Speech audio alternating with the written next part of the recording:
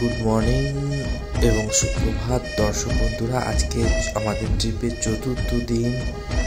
আজকে আমরা সারপ্রাইজলি বেরিয়ে যাচ্ছি, শিশু ছেড়ে দিচ্ছি, কিন্তু যাওয়ার পথে একটা নতুন সারপ্রাইজ নিয়ে তোমাদের কাছে এবং আমার কাছেও, যেটা একবারেই আনএক্সপেক্টেড ছিল। সেটা হচ্ছে স্পিতি ভ্যালির উদ্দেশ্য। লাহুল আমরা আগেই কমপ্লিট করেছি, কিন্তু আজকের ডেস্টিনেশন হচ্ছে স্পিতি ভ্যালি। তাই রোথাং পাস পেরিয়ে অর্থাৎ অটল টানেল পেরিয়ে আমরা যাব স্পিতি ভ্যালি। Good morning. আমরা থেকে রওনা দিচ্ছি। তার মধ্যে একটা সুন্দর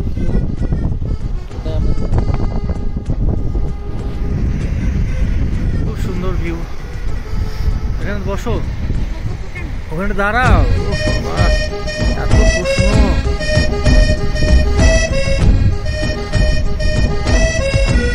যাও।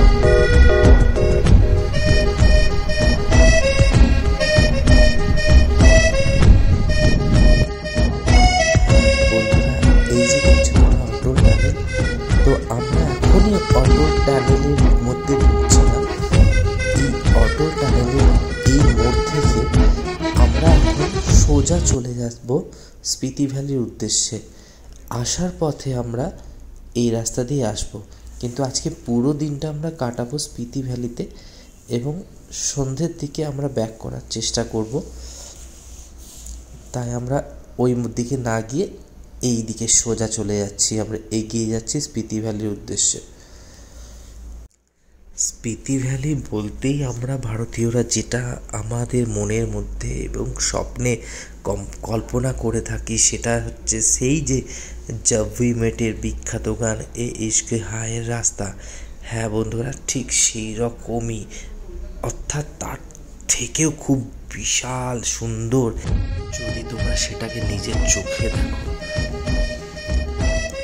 হ্যাঁ, এরপরেই শুরু হবে সেই বিখ্যাত রাস্তা, যার চারিপাশে বরফ আবৃত থাকবে। বরফের মধ্যে দিয়ে রাস্তা তৈরি করা হয়েছে, অর্থাৎ রাস্তায় যে বরফ পুরো আবৃত হয়ে থাকে, সেই বরফকে রাস্তার উপর থেকে সরিয়ে সেই দৃশ্য, যেটা জব উই মেট মুভিতে আমরা পেয়েছিলাম, সেই দৃশ্য আমরা আগামীতে অর্থাৎ এই ভিডিওতেই এর পরের কিছু অংশ পর আমরা দেখতে পাবো। তার আগে স্পিতি ভ্যালির নিচের অংশেও, যেখানে এখনও চাষ আবাদ করা যায়, সেই রাস্তাঘাট তোমাদেরকে দেখাচ্ছি। এবং গাছপালা নাই, কিন্তু কি চাষ হয় সেটা আমিও জানি না।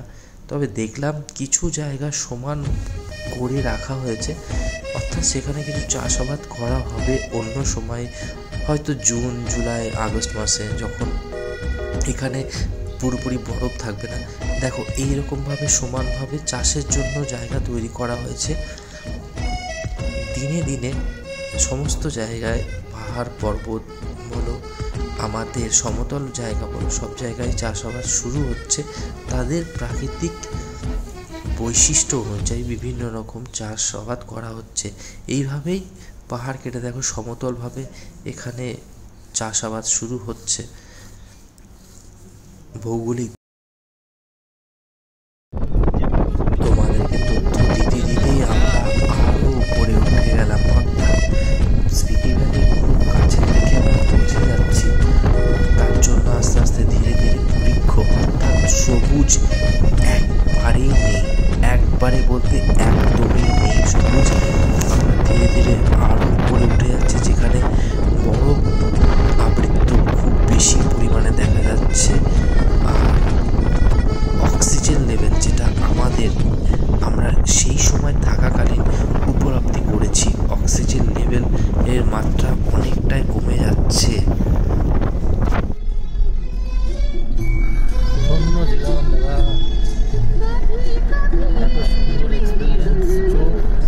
ছানি কেটে গেল, চোখে যদি কোনো ছানি থাকে, সেই ছানি আমার কেটে গেল এসব দৃশ্য।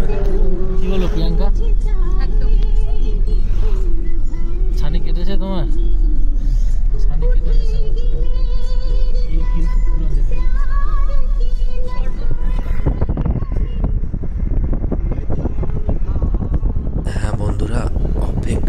শ্মশান শেষ। তো আমরা যেভাবে বলেছিলাম সেই বড় পাবলিক রাস্তা শুরু হচ্ছে স্পিতি ভ্যালি। আমরা আরো উঠতে থাকছি, একদম নিস্তব্ধ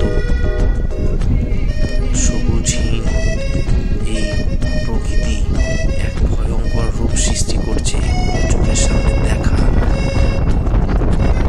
সত্যি নিজেকে এত বড় ভাগ্যবান মনে হচ্ছিল আমার এই মুহূর্তে যে আগামী 5 বছর যদি কোথাও আমি বেড়াতে না যাই আমার কোনো আক্ষেপ থাকবে না।